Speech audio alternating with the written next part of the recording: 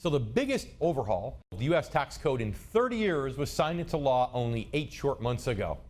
Is that the reason the economy grew by an incredible 4.1% in the second quarter? And is that growth rate sustainable with a second round of tax legislation about to be rolled out?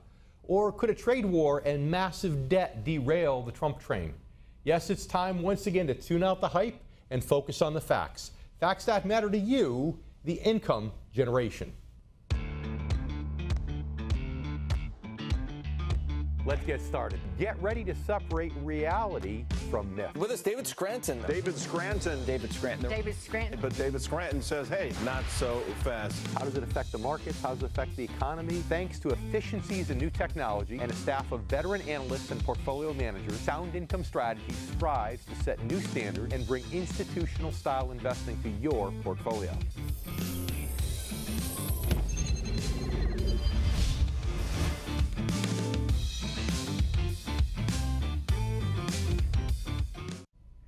Hello, I'm David Scranton, and as you've probably heard, second quarter GDP growth, yes, hit 4.1%.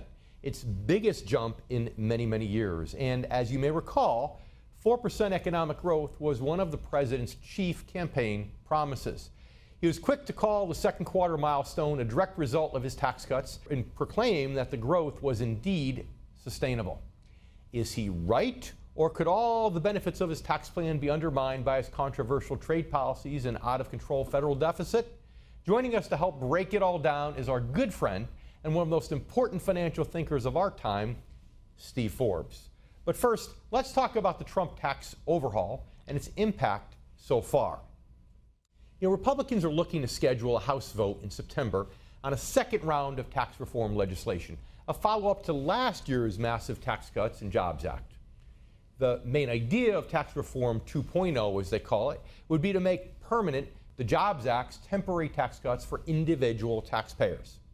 Some of them are scheduled to expire at the end of 2025. And as most people know, the main component of the initial tax reform package involved reducing the corporate tax rate from a maximum of 31% to a flat 21% for 2018 and beyond.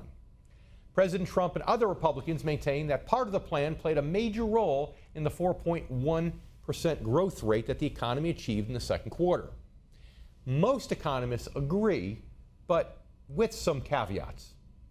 Beyond the fact that the second quarter is typically a strong one, they point out that it probably marked a sweet spot for the president's economic plan, occurring just after his tax cuts trickled through the economy, but before the potential effects of his trade policies are fully felt. We'll talk a lot more about that in just a bit. But the bottom line is this.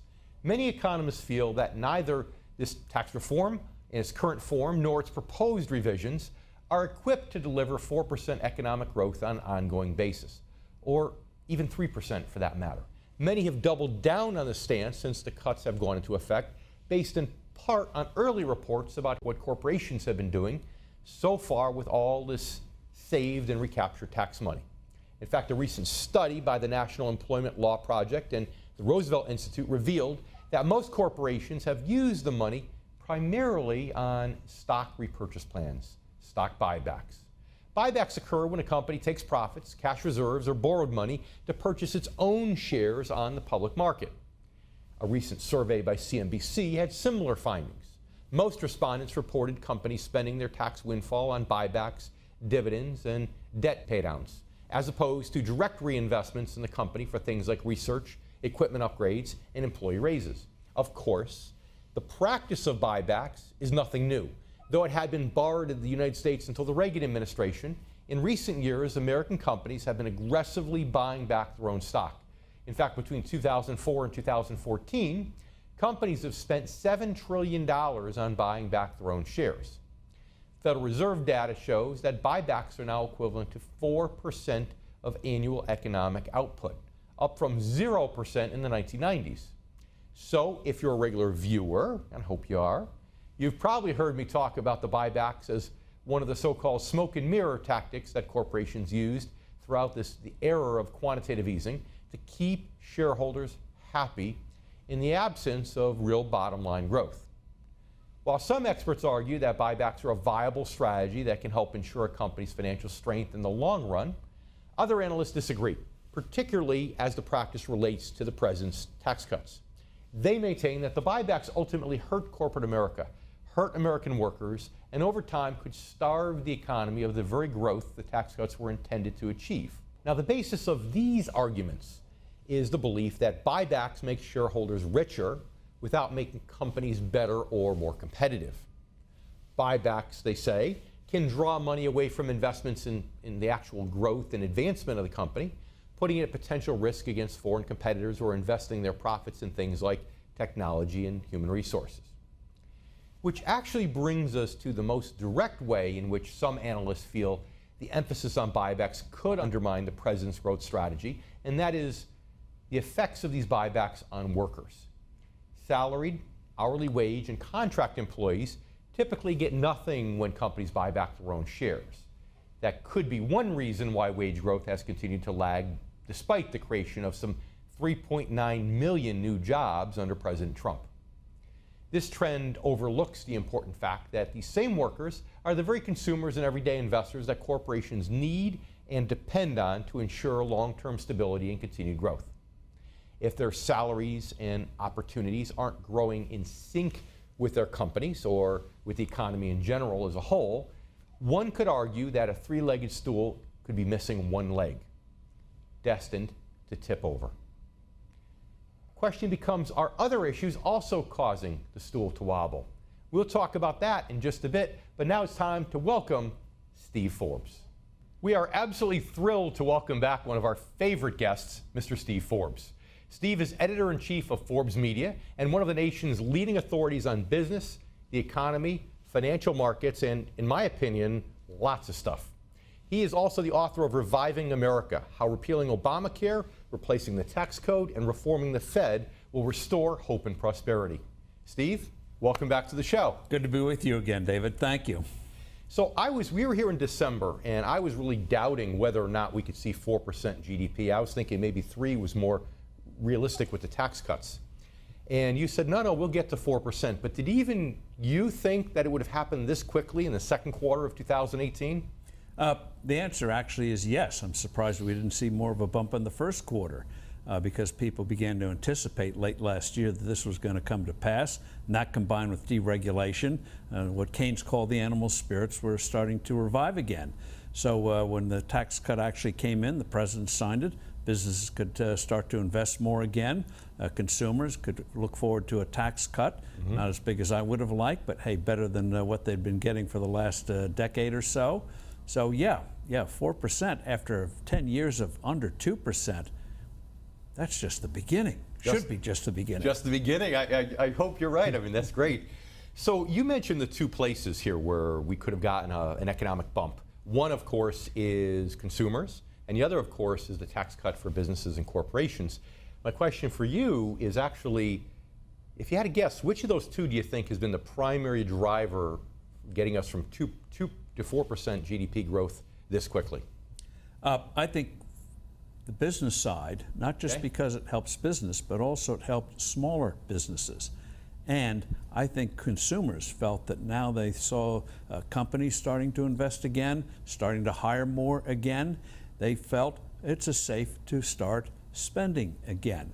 You know, you may have money, you may have it saved away, but if you are uncertain about the future, you're going to clutch your cash. The cash has been unleashed. You keep seeing it in the retail sales. People feel there's a future again, and you're not going to rue the day that you went out and bought a new car. Right. And well, business owner sentiment, of course, is now at a record high. Just very recent report of the last couple of weeks, which is wonderful news. So, you know, the question then becomes, how about those reports when it comes to businesses and corporations? Those reports that say that corporate America seems to be taking a lot of their money and using it to just increase stock repurchases for their own company's stock. Have you seen those reports? And if so, what do you think about it? Do you think those are just the naysayers, or do you think there's something to that? Well, what's wrong with a company buying in its own stock? If they don't feel they can put the money productively to work, get it out to people who will put it productively to work. You know, I remember back in the 60s and 70s when we had sky-high corporate tax rates, sky-high personal tax rates, companies kept their cash and they bought stuff and got into stuff they had no business getting into. So if we want a good, efficient capital market where the money's being used the best way possible, yeah, if you can't use it, let somebody else use it. Sure, sure. And I get that, and that's great business practice. Unfortunately, though, it's not buying more capital equipment, it's not hiring more employees. So I guess the only fear that they have, some of the people who've published some of these articles, is simply that if that should continue, and if that's where most of the money's going, then it's not really going to stimulate the economy. But well, what happens when a shareholder gets the cash? Are they going to put it under their mattress? No. They're going to put it out to work. They may buy something, they may invest in something, or put it with an institution that will invest it. So the money doesn't stay still. And this idea that if you hand it out to shareholders, it somehow disappears in the stratosphere, absolutely wrong. So again, if you can't put it to productive use, put it in the hands of people who will put it to productive use. So it's the old velocity of money concept, that money's being used many, many times over. So dividends, yes, go in the hand of shareholders, but even capital appreciation. You know, your average viewer here of the income generation who sees their portfolio go up in value, who feels a little more confident, who might go out and spend. So it really kind of sort of is the ultimate of the trickle-down theory in a way, correct? It's really the trickle-up theory. Yeah. Growth comes from people doing things. Investing, you don't have investing, you don't get a higher standard of living. So you get more investing, you get more hiring, you get more productivity. So even if a certain industry or company has to shrink because of changes or whatever, you got more than enough coming in to not only take up the slack, but imagine now, some industries are having serious labor shortages. I know. When was the last time we had that? I know, a long time. So it brings me to a question then, in maybe the 20 seconds we have left in this segment, wage growth. The last domino that has to really fall is wage growth, and we haven't really seen that yet. What's going to make that happen eventually? The idea that this economy is going to continue to grow. So if the clouds that are out there start to dissipate even more, you're going to see wage growth because companies are not going to be fearful of bidding for labor because they know this is going to last. They're not going to feel 6 months from now, oh my God, I hired too much, I have to lay off now. Remember, there's still a lot of remaining fears from what happened a decade ago. It goes back to confidence. It all comes down to confidence and animal spirits. We have you here for a little while today, so you stay with us also. We'll be back in a moment. When you take a commercial break, we'll be right back on the income generation. More with Steve Forbes to come.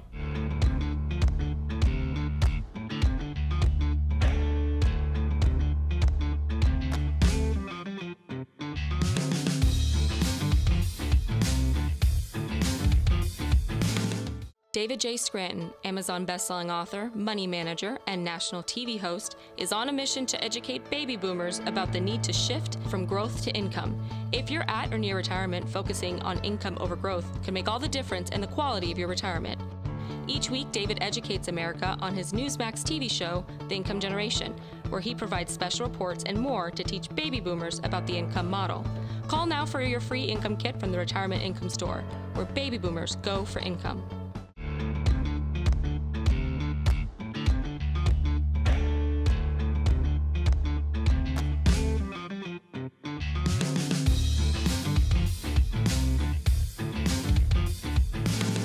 One of the most commonly heard criticisms of the president's tax plan was that it favored the richest 1% of Americans and might further widen the wealth gap. And the trend of companies using their tax savings for stock buybacks, we discussed earlier, could possibly be seen as justification for that criticism.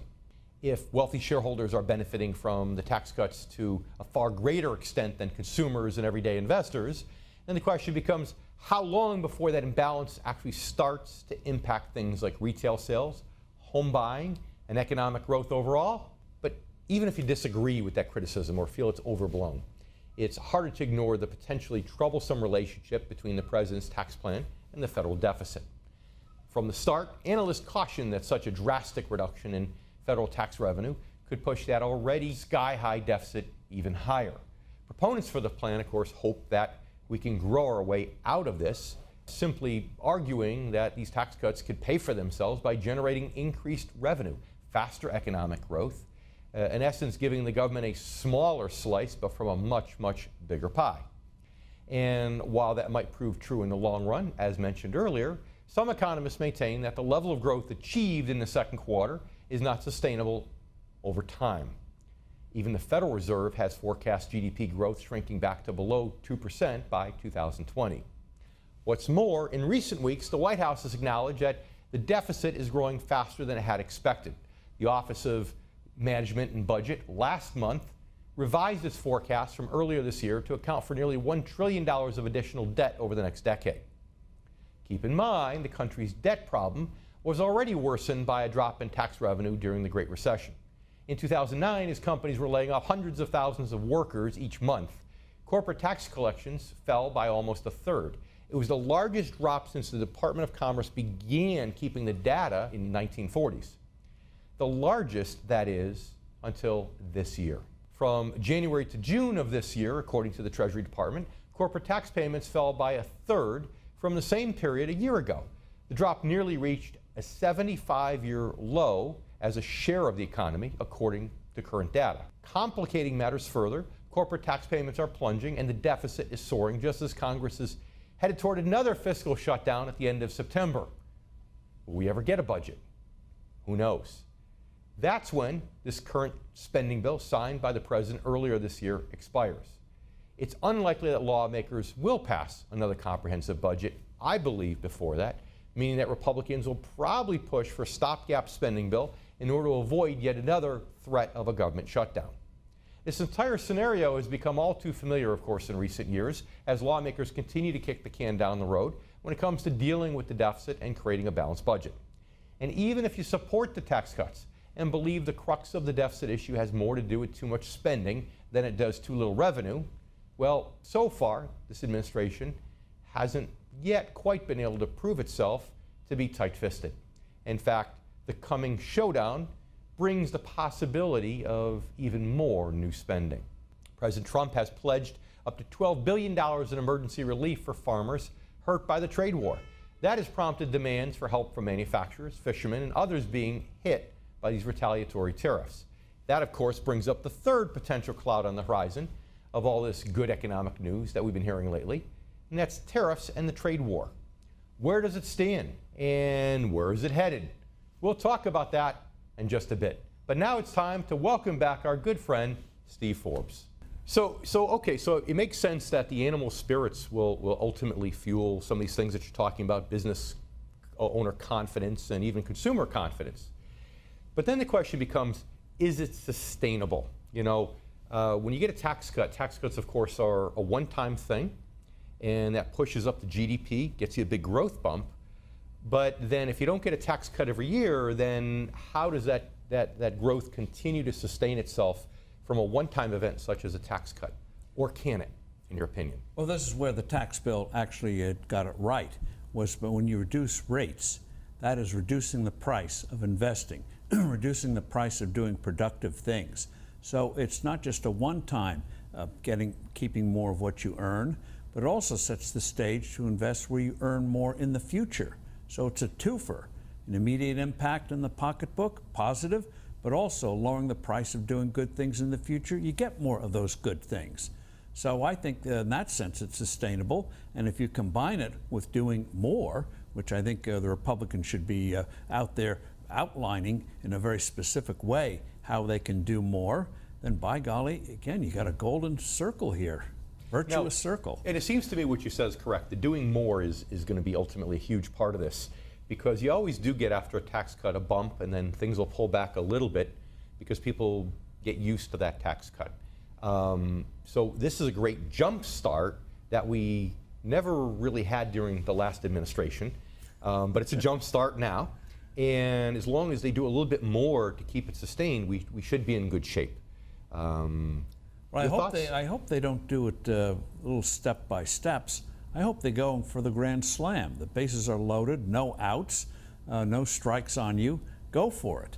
And that's why the Republicans, they talk about tax cut 2.0. The president's made reference to it. Well, Well, the GOP should be putting out specific proposals, reducing personal tax rates, reducing the capital gains tax, which is, again, a twofer. You get immediate income from it in terms of government revenue, if you're worried about that kind of thing, but also helps stimulate the economy. So let's talk about that, because when you were here literally just a few days after the new tax law was passed in December, you told me that you thought that we would have a 2.0 version. And now all of a sudden, lo and behold, they're talking about a 2.0 version. So what do you really think is going to be in their tax plan, and will they be able to get it through? I know you'd love to see the capital gains cuts. We talked about that last time. Will they be able to do that? And if not, what will they be able to do and successfully get through Congress? Well, to be able to do it, they've got to win the elections in November, keep the House, expand their lead in the Senate. And that means putting out to the American people, here's what's going to happen. Here's your next Christmas present. You got one when the president signed it late last year, just before Christmas.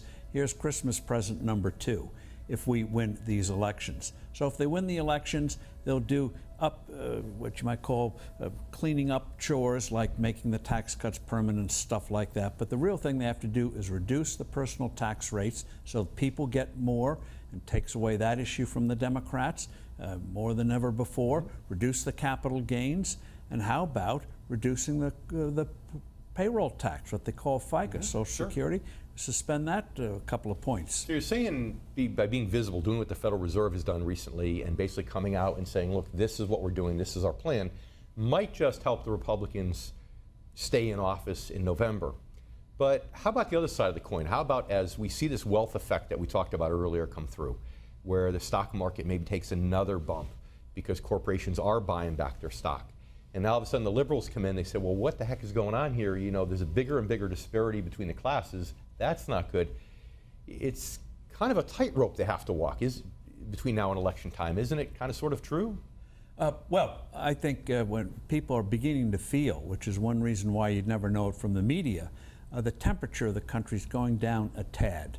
Not on the extremes, but people are saying, by golly, this might be for real. And when things are going well for you, it's harder to get mad and stay mad. So things are going well, so you think that as long as they can maintain some momentum, things will look good in November. The American people are not envious. They don't care if Bill Gates is going to make another $10 billion or Bezos is going to make another $50 billion. If their prospects are improving, they can see they're going to earn more, they're going to get a better job, they're happy. They want their fair share, and that's it. Their pursuit of happiness. That makes Absolutely. sense. And I'd like to think of all Americans that way, and I'd like to think of especially our income generation viewers as being very fair-minded and trying to do the greater good. So speaking of that, you stay with us. We'll be right back with many more words of wisdom from our good friend Steve Forbes. Stay with us. We'll be right back.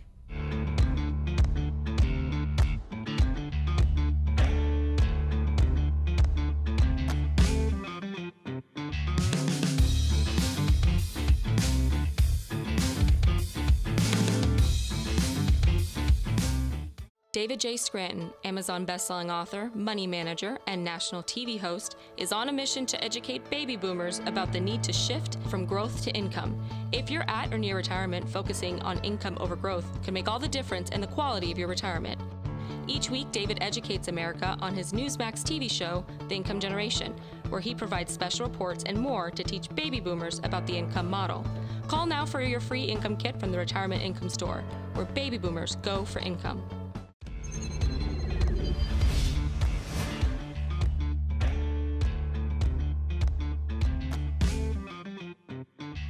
So far this year, we've talked quite a bit about President Trump's controversial trade policies and their impact, or I guess I should say potential impact, on the economy and the financial markets.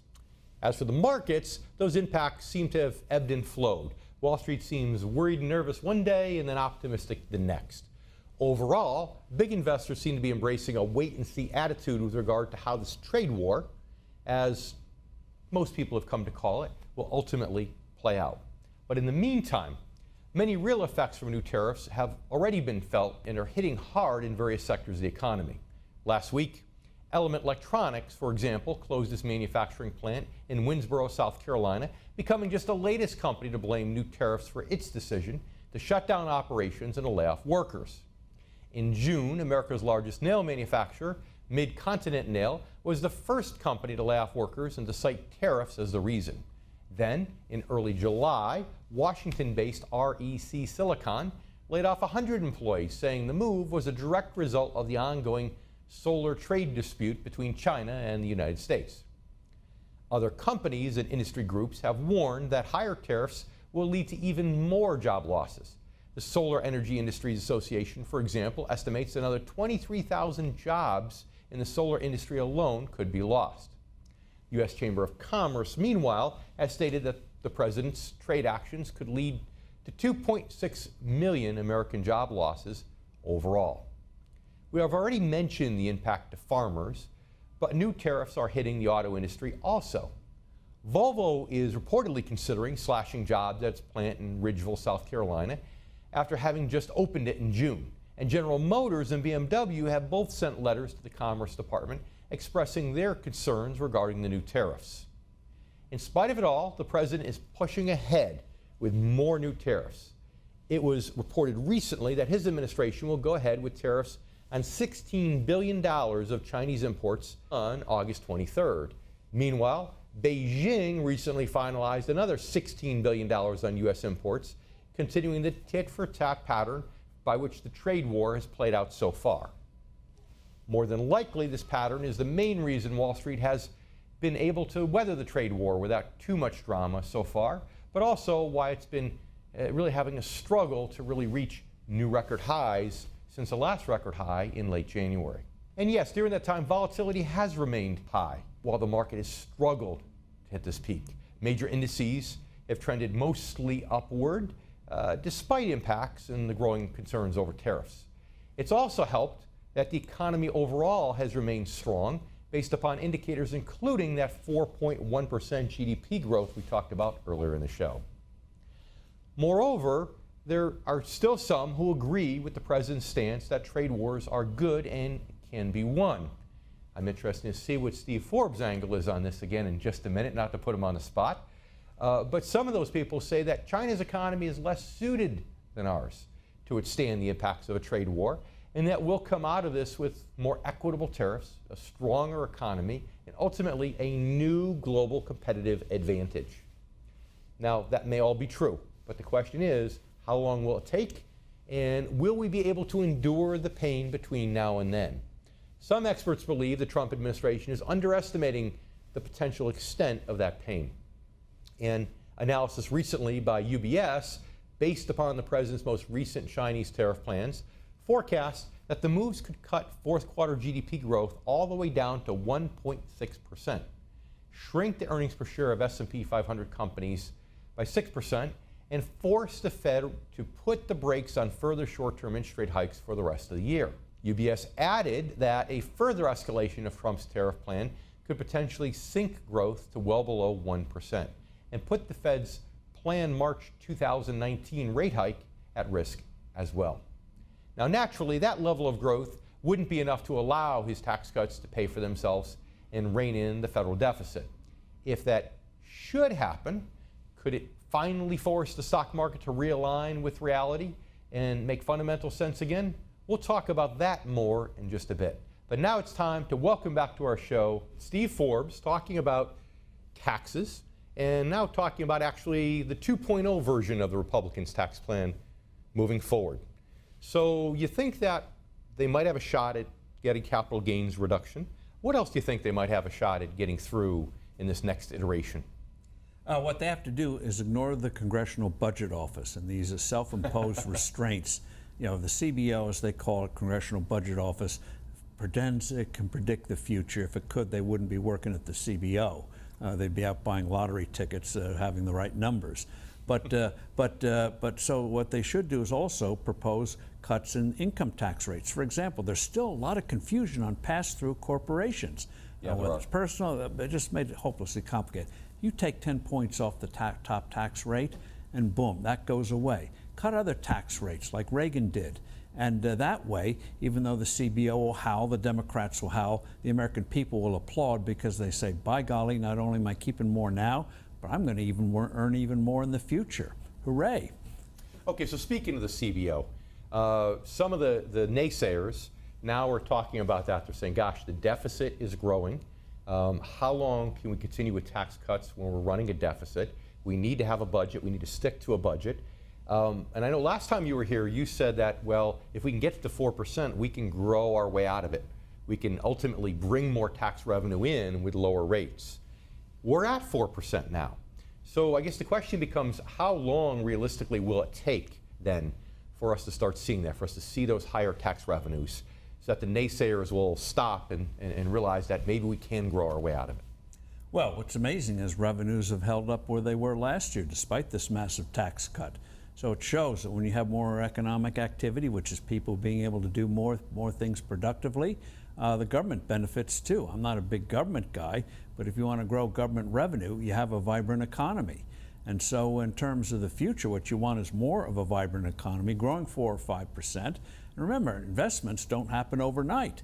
If you put in a new factory, new facility, it may take a year, 2 years, 3 years before it comes online. Sure. So you don't just turn it like a light switch. Right. So, but again, people feel that things are happening.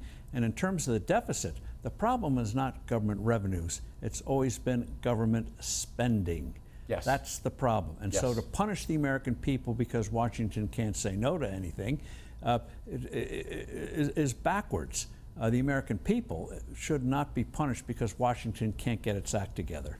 I agree I absolutely agree with that. Spending is something that, with bipartisan Congress, is so difficult to get through. But I don't know if you realize something, but you said something slipped out just a couple minutes ago. You know, we were talking about whether it's going to be 3 or 4% GDP growth. And just a moment ago, you whipped out the 5 handle. You said, well, 4 or 5. So do you think we can heat it up even a little more and get closer to 5? I mean, even President Trump didn't make that claim. Yeah, and they always accuse him of being the wild man. That's right. But in terms of if the uncertainties created by these trade disputes, and there's not a trade war yet, they're trade skirmishes, keep that in mind.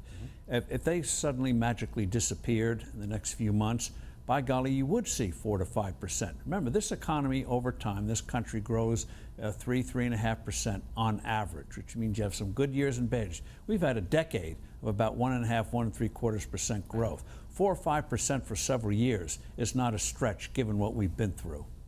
Well, I'm glad to hear you talk about the trade deficit. We don't have enough time in this block, but can you stick around for one more brief block for us? Because I'd like to talk to you about the trade deficit too, and to see whether or not we can actually win a trade war, and if so, what it would take, even if other countries like China don't necessarily capitulate. So stay with us. We'll be back, and you stay with us too.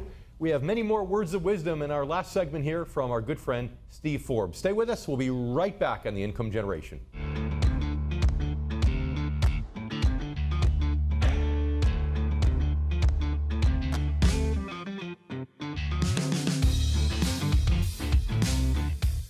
David J. Scranton, Amazon bestselling author, money manager, and national TV host, is on a mission to educate baby boomers about the need to shift from growth to income. If you're at or near retirement, focusing on income over growth can make all the difference in the quality of your retirement. Each week, David educates America on his Newsmax TV show, The Income Generation, where he provides special reports and more to teach baby boomers about the income model. Call now for your free income kit from the Retirement Income Store, where baby boomers go for income.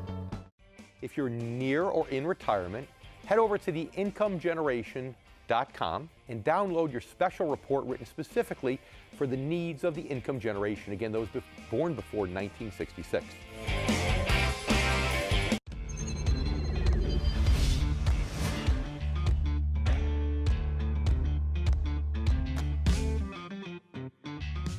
For years now, I've been cautioning investors that we're living in the unprecedented age of economic uncertainty.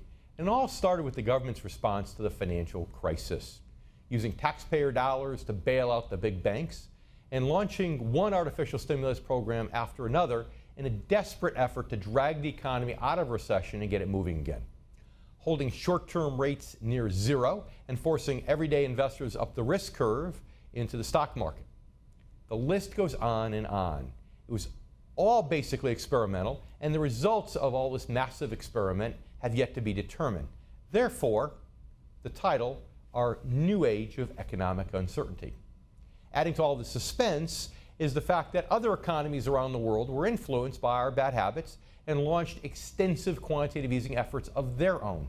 Now, if you're a regular viewer, You've heard me discuss the potential dangers of these policies many times.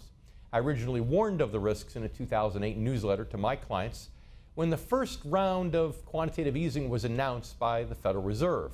Since then, an increasing number of economists and analysts have also sounded warning bells. Like me, they believe the longer we attempt to artificially manipulate the economy and financial markets away from their natural course, the more devastating the fallout could be when we finally run out of artificial tools and tricks.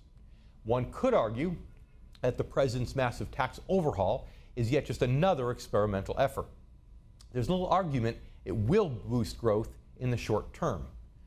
Where the debate comes in, however, is about whether or not it will be able to sustain that growth over the long run, or instead cause the federal deficit and national debt to finally reach some kind of critical mass. And we are back here on the Income Generation with our good friend Steve Forbes, who is gracious enough to stay with us for one more block to talk about the trade war. If China doesn't cooperate, if other countries don't ultimately cooperate and go to a more fair tariff plan, if you will, can we win an all-out trade war as a country? Problem with tariffs, tariff is another word for sales tax, is we are putting a sales tax on American people, American businesses. And I think with the Europeans, I think with Mexico, perhaps even Canada, we can come to an agreement. The real tough one, as you mentioned, is going to be China. And there, I think we have to take a more laser-like approach. Cooperate with our European allies who also know China's engaging in stuff that hurts them, and go after specific industries, specific companies, and do it publicly, or if you want to do it privately. But if China knows that something bad's going to happen, and you got the world behind us and not them, I think you're going to see more results more quickly. But if the whole world thinks like we may have a trade war, we're not there yet, a trade war, then again, that holds things back, and it's going to be harder to get quick results. Well, trade war can kill those animal spirits that you were talking about just a moment ago. I get that. But the question becomes, gosh, if we were really net importers, we have trade deficit, then the reality of it is, don't we have a slight advantage over other countries in a trade war because in some ways they have more to lose than us? They may be hurt, but we're hurt. And remember, we're talking about merchandise trade. You've got to put in services. You've got to put in investments. A lot of Germans and others invest money in this country, building manufacturing plants, automotive plants, chemical plants, and the like. And so that's going to dry up. And given what we're doing on taxes, I think you're going to see more foreign capital, if things calm down, coming in, because we're going to be a better place to put their investment money than the rest of the world. As the president once said, we're going to be winning so much, we're going to be saying stop. But if we get these trade uncertainties out of the way, we're going to have the problem of, geez, there's too much money coming into this country. That's a great problem to have. Yeah. So do me a favor, 20 seconds or less. Tell our Income Generation viewers, please, what you think, your personal opinion, that they should be doing financially and shouldn't be doing right now. Don't panic. Don't try to market time. And on income generation, one of the things is I wouldn't go with a 10 or 30-year treasury unless you're nimble enough to be able to do the ups and downs and the prices of those securities. Because if you get as much as for 2 years as you can for 10 or 30, I would go with the 2. Keep it short enough. Keep it short enough, which is always good advice. Stephen, thanks so much for being here. Thank really you, appreciate you today once again. And you stay with us. We'll be right back again for more on our show here on the Income Generation. Read David J. Scranton's groundbreaking new book, Return on Principle, 7 Core Values to Help Protect Your Money in Good Times and Bad. Discover practical solutions to the financial challenges facing today's generation of retirees and near retirees. Learn the truth about Wall Street, the financial media, and the secrets they try to hide from everyday investors. This isn't just another book about investing. Working Americans who have lived through 2 major stock market crashes and the worst financial crisis since the Great Depression in the past 16 years don't need another book about investing. David Scranton's approach to financial planning is a holistic system designed for maximum protection, strategic growth, and reliable income regardless of market conditions. Stop planning for retirement with your fingers crossed.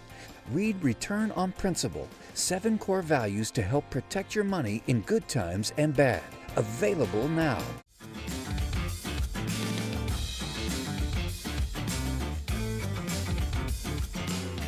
Well, everyone, that's what I absolutely adore about my good friend, Steve Forbes. He's an optimist at heart, and the glass is typically half full.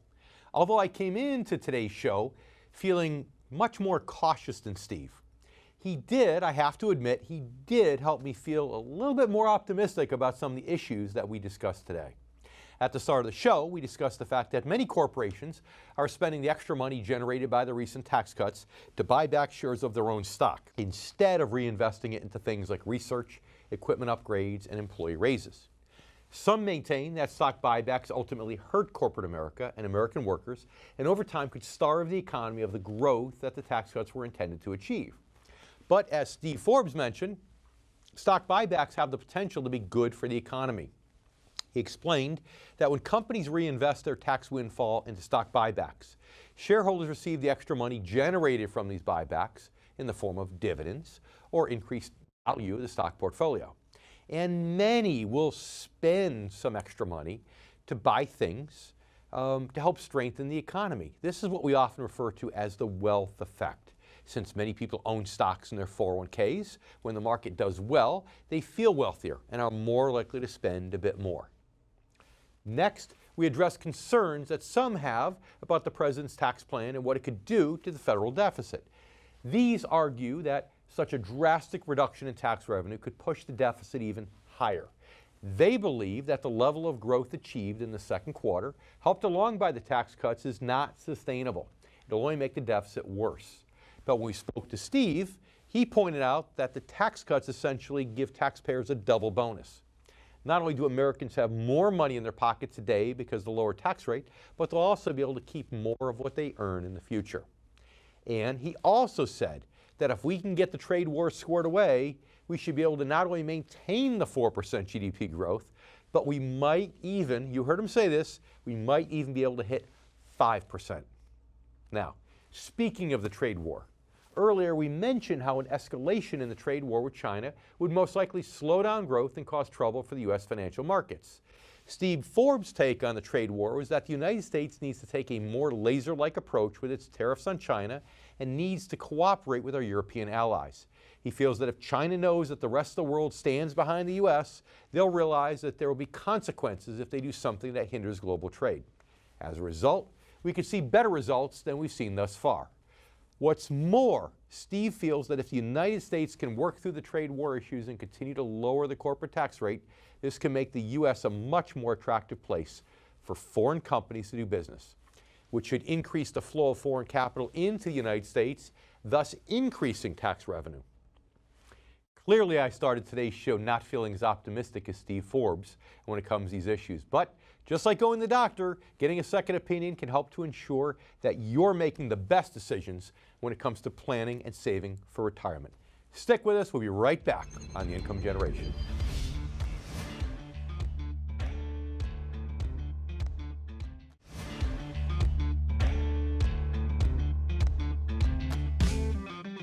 I'd like to thank Steve Forbes once again for joining us for another episode of The Income Generation. Of course, I'd also like to thank you, our new and returning viewers. Many businessmen, politicians, and even economists agreed that the corporate tax rate was too high before the Trump administration overhauled the tax code last December. By the same token, many experts agreed that many U.S. trade agreements were unfairly tipped in favor of other countries, particularly China, for example, and that more equitable tariff schedules should be negotiated. In other words, the motives behind almost all of the president's economic moves were never really debated. The moves themselves, however, are another story. As the effects of the president's tax cuts and tariffs spread more widely through the economy, positive and negative impacts will continue to be closely monitored by all kinds of market analysts, Wall Streeters, and people like myself, and of course, Steve Forbes. In the end, the Trump team could end up being vindicated, as Mr. Forbes told you throughout this show. The tariffs could very well end up making global trade more balanced and lead to new opportunities for U.S. businesses. The tax cuts could demonstrate the effectiveness of trickle-down economics and lead to a level of sustained growth that finally lets us balance the federal budget and reduce the deficit. If that happens, it would mean price-to-earnings ratios could finally catch up with what I believe to be a currently somewhat overinflated stock market and allow it to make fundamental sense again. The market might even notch a few percentage points higher throughout all that. Now, if it doesn't happen, and Steve Forbes and I are wrong, and the naysayers are true and correct, then the tax cuts, the tariffs, the deficit could end up crippling growth and ushering in a new recession. Then the markets would likely be forced to make fundamental sense again in a significantly different way, with another major stock market correction, potentially as steep as 60 to 70%. The question I urge you to consider about your own finances, if you're part of the income generation, if you're age 50 or over, is this: what do I stand to gain by not reducing my stock market risk compared to what I stand to lose? In other words, ask yourself, if I came across a game in a casino that paid me $10 if I won, but $60 or $70 if I lost, would I play that game? I'm guessing you're too smart for that. Thanks for watching. If you're near or in retirement, head over to theincomegeneration.com and download your special report written specifically for the needs of the income generation. Again, those born before 1966. I'm David Scranton, and you've been watching The Income Generation.